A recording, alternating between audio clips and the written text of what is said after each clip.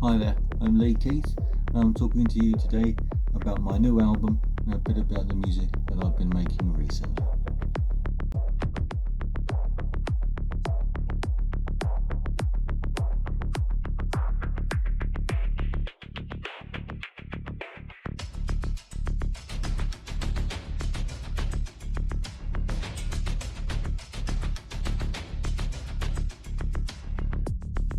I've been making music for years, but it wasn't until the past sort of 10, 15 years that the technology has been available for me to sort of do it for myself and publish it for myself online and in other places as well. I've done a fair few singles and I've done some EPs, the most popular of which is probably Alter Egoist, which you'll find on Spotify and most other major platforms. However, today we're going to be talking about Psybient Dreams, my new album, which is coming out very, very shortly. So it starts with the introduction, a welcome to the immersive concept album, which is Psybient Dreams. I wanted to be quite visually striking, the music to really capture the styles and some of the sounds that I would be doing. So it serves its purpose as being what I consider a good introduction to the album itself. You may notice that some of the tracks sound like they're going backwards, and you'd be right because they are. But I overlay backward recordings with beats that are played forward in the linear sense. We then find ourselves watching Pathfinder and listening to Pathfinder. This video that I created for it was using some new AI software, as well as software that basically turns pictures into graphs and linear type of frames. It's hard to describe, but if you watch the video you'll see exactly what I mean.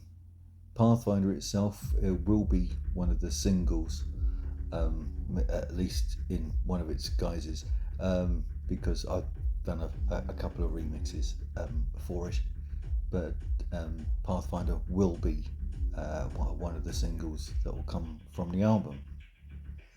It continues with a track called Restless Timelessness, and this is essentially the first proper track of the album, which introduces the theme of the album. I'm looking at a point in time for creation, and I'm trying to explain it in a generic way, something that hopefully people would understand regardless of their beliefs or understanding as to what happened at the beginning of time and our universe itself. There's a couple of samples in here which I really enjoyed working with. Graphically for the video, there are absolutely stacks of ideas that are around, because there's loads of brilliant sites out there that have clips that are already generated for you, and it's a question of like working with them and then doing my own take as to how I would like to have them seen and how it works with the music itself. In all honesty, I love the whole process of not just creating the music tracks, but also how the graphics will work with it and trying to explain what you're hearing as well. So essentially you shouldn't have to watch the videos, you can just listen to the tracks and they will explain the story as it's going along. Yet at the same time there is the option of watching a video which will give you a visualization of what actually is happening in the story and the narrative of the album itself. The next track is We Are All One Consciousness, which is an echo to one of my previous singles, where We Are All One. You don't hear the full We Are All One song in its entirety is hinted at towards the end of the track, but I'm trying to explain here what the "We Are All One" single is about. And again, it establishes a point of creation, and what happens, or we think might have happened after the point of the universe being created. So again, the visuals are there to try and give you an idea of what's going through my mind and the narrative of the album. But equally, the music itself does have a narrative over it, trying to explain what I'm trying to get across. The next track is Manufacturing Fundamentals of the Cosmos, and All That Matters.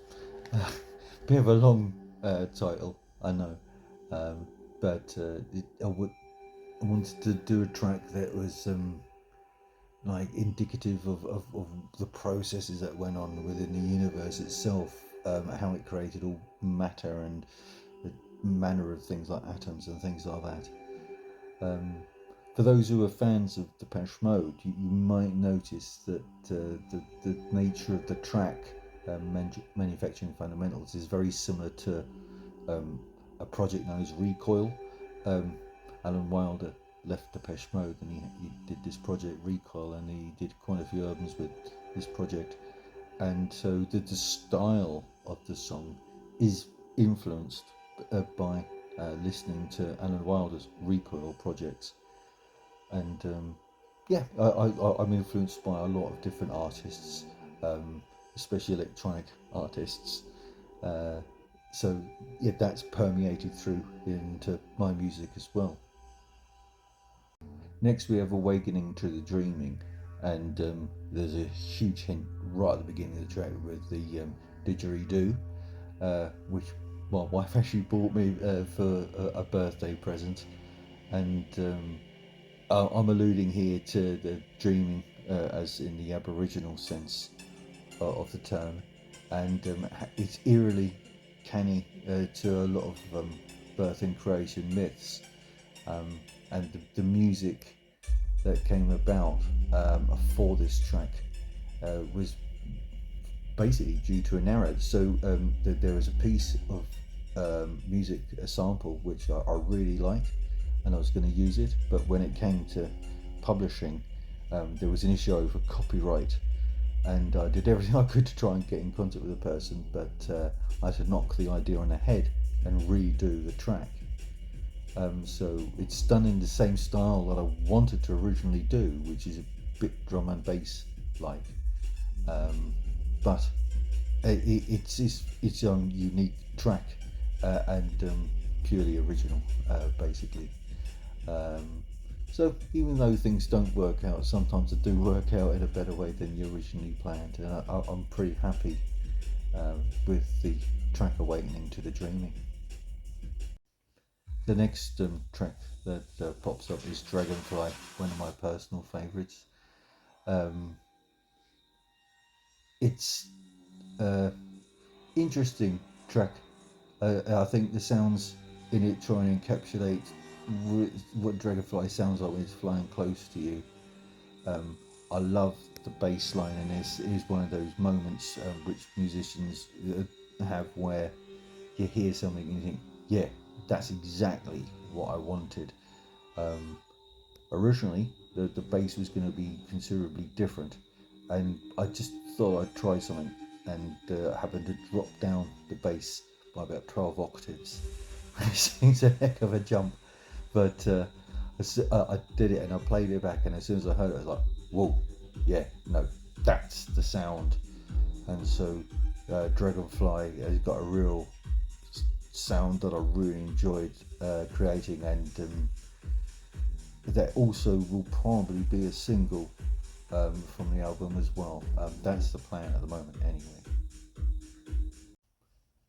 Next we come to two tracks in particular, which I particularly enjoyed making, and it actually became like the motif, or the what's the word I'm looking for, the the images from the video became to be representative of what the album is, and I used it like a mascot almost.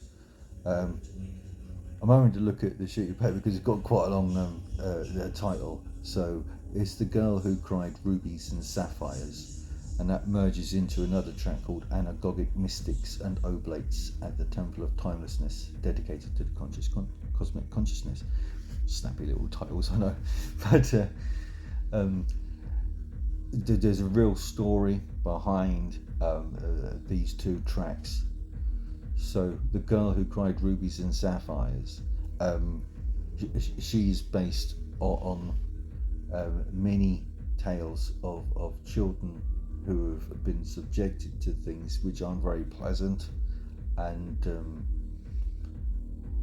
my wife, she will often listen to and watch videos of people who are like guardians, and what they do is that they go around catching adults who try and talk to young children and groom them and things like that.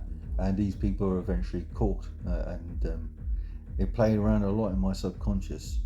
And I come up with this story about one of the most vivid things that has been created in the universe is on a certain planet, a certain location, a certain solar system. She cries rubies and sapphires, and when people find out that she cries these gems, they come to visit her and they make her cry just so they can get the gems. And I thought to myself, I can work more with that story, and so I did. So the music itself in The Girl Who Cries Rubies and Sapphires, that's like laying the foundation for the basis of the story. And there's a bit of narrative on there to explain what's happening, and the music gets very, very moody, and it changes a lot, and it's basically telling people that, and asking people, why are you making a child cry so you can profit from it? In the next track, which is the Anagogic Mystics and Oblates at the Temple of Timelessness, dedicated to conscious cosmos, that gets quite dark in places, and that's because the concept behind that is that there's a group of people, no matter where you are in the universe, no matter what you do, there will always be people who are dedicated to the path of the morally right, which is to stop people abusing children and hurting people, full stop. And so the Anagogic Mystics track really sort of has a sense of foreboding within it, and it ultimately comes to a place of peace in the end. And once that peace is there, all of a sudden you hear the music change again, and you realise that the girl's thinking, why are these people making me cry? Why are they making me hurt? And all the mystics and oblates that are praying to the cosmic consciousness, they're looking for the path of the right and the morally right, and to stop people from taking advantage of these situations, like the girl who cries rubies and sapphires. So it may sound a bit convoluted, but that's the story behind it, which is heavily influenced, as I say, by the things my wife listens to and watches in regards to protecting children from being groomed online and things like that. And if it puts a bit of fear into their hearts, I think it's probably done the job. But the overriding message from it is that, yeah, good always prevails. Yeah, use some sound effects in there which are quite obvious for obvious reasons. But there's some brilliant artists on Pixabay like Christian Bodie and Steph with an F, and I often use their imagery as a backdrop for the videos that I am creating. And let's say from the video itself, there's this picture of the girl, and I thought actually that'd be really good as like an album cover. and then she became like the mascot for the album itself almost. So yeah, again, the tracks themselves, that they do have a narrative. The Anagogic Mystics one, that is actually more instrumental, definitely more instrumental, and very very dark and brooding, as I mentioned before. But I really enjoyed creating the track itself, the production of it, because I really love the production side of music, and yeah, that's worked really well. And again, I was able to capture that sound that I was looking for, and it's like, yeah, that's the sound I want, and it just seemed to work really well, and I really hope that others enjoy it as well. Next, we go into Earth Song, which is the turn in the album where things start to get a bit more mellow, a bit chilled out. What you're actually listening to is samples of various sounds within space, and I know you can't really hear sound in space, but there's software that people at NASA and other scientists use, which represents things within the galaxy and the solar system, and these sounds have been used by other people in musical tracks, and I just wanted to really capture what it sounds like for Earth in the motion of the spheres in the solar system, as well as sounds from the universe itself, so to speak. The chill out side of it continues with the universe in a soup bowl, and you will actually hear NASA samples that I've mucked around with in this, and you'll hear sounds of phenomena within the universe itself that have been used to really sort of create a chilled out vibe, um, taking you to that place where you can think a bit more and relax, as opposed to the intensity of the previous few tracks. And they are quite intense, I think. So that's why I needed like relief from that afterwards. So you move into this chill out phase of the album. Some of the sounds in it are quite eerie as well. Sound a bit spooky, but they are things that have been captured on equipment which represent sounds within the universe, and I find that utterly fascinating, and I think it's great to be able to listen to things like that. The last track on the album is I Am Consciousness, and I just received some royalties from some early music, and I was able to get some new equipment, and one of them was a keyboard with a microphone where you can do things with your voice as you play the music, and work with the music, and so that's really born from new equipment. Again, it's a chill out track, um, and it explores the ideas of consciousness and what consciousness actually is. Um, it's quite a relaxing song. It's a bit like a mantra in a way, and very much a soundscape as well. Again, another present that I was bought for my 50th birthday was a sitar. So you hear the sitar in that, and you hear the drone as well, which is like a backdrop for the music itself. There's a few lyrics in it, so to speak. It's not so much a mantra or a song, it's just a piece of music. But the words are actually in the video as well, so if you do want to know what the words are and you can't quite catch it for whatever reason, they are in the video itself. And the video is quite trippy, it's quite psychedelic, but I thought it quite went with the sound that I've been creating for this particular track. And this track is basically the end of the album. But what follows are two remixes of songs that are going to be singles from the album itself. So the album finishes, then we've got Pathfinder, the Otherworldly mix. This is a souped up version designed to specifically to be a single, Um, I really like the sound of Pathfinder, and I think it'll do all right. Mind you, on saying that there's no understanding or equating or what fans, what listeners will actually enjoy. You can never quite gauge it. What a musician likes and thinks is a good track may be different to what the listeners actually think is a good track. So that's why there's a lot of magic happens when there's a meeting of minds between the creators of the music and the listeners. Pathfinder, I do think will do all right myself. Um, but the other single, which you'll hear in just a second, is the otherworldly mix version of The Girl Who Cried Rubies and Sapphires. The video is significantly different for the single version of The Girl Who Cried Rubies and Sapphires. The videos are a lot better. There was some software that came out that really helped with capturing the ideas for this particular track, and I give it a bit of a driving beat as well.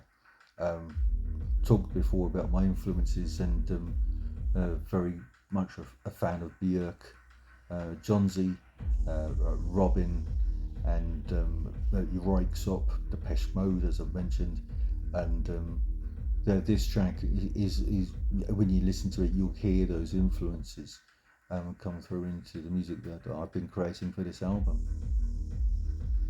I really enjoyed creating Psybient Dreams. It's its first proper concept album that I have done, and it was great working on it. And I did that many tracks that it actually ended up going to be like a double album. And I thought, what am I going to do? Because there's so many tracks that I couldn't work out which one should go on the album. So I went back to basics, and I thought to myself, right, okay, what music do people already like that I produce and make? And try and get a balance between what I like and the sounds I like, as well as what I know will be popular. So all that went into this idea of the concept album, and the AI artwork was really helpful. It helped encapsulate some ideas that I had in my head that I couldn't physically draw myself. So the use of AI has been a real help.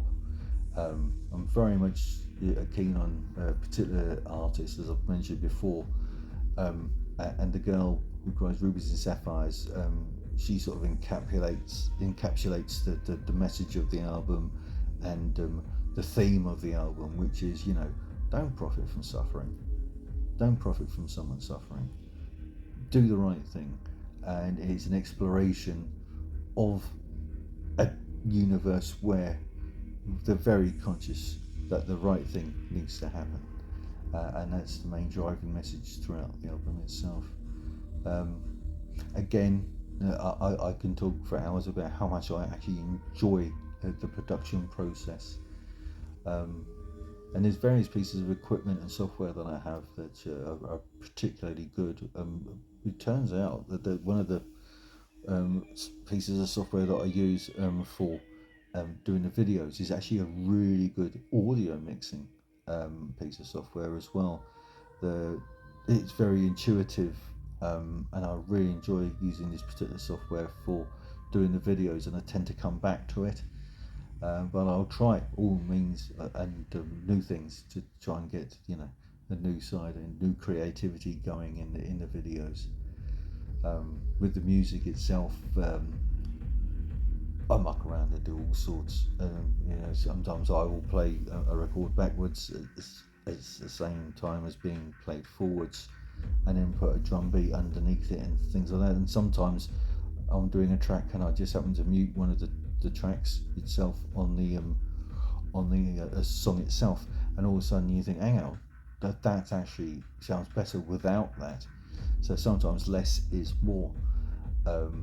That comes across probably more on I Am Consciousness, but that essentially is the album, and I really enjoyed making it. There is a second album coming out, which is basically songs that didn't get onto Psybient Dreams. That's called Memories of a Fractured Past, and at the moment I'm inclined to release it as a video album, because there's a lot of graphics in it that tell the story more than the songs themselves. The music's like a backdrop to what you're watching, so it's a bit like a film in a way, or soundscapes. It all depends how you interpret it. But the second album, which will, like I say, more likely be a video album, will be out relatively soon after Psybient Dreams, and some of the tracks from that will be used as singles as well. So I'm hoping that that those two bridge nicely, and people get what I'm trying to do.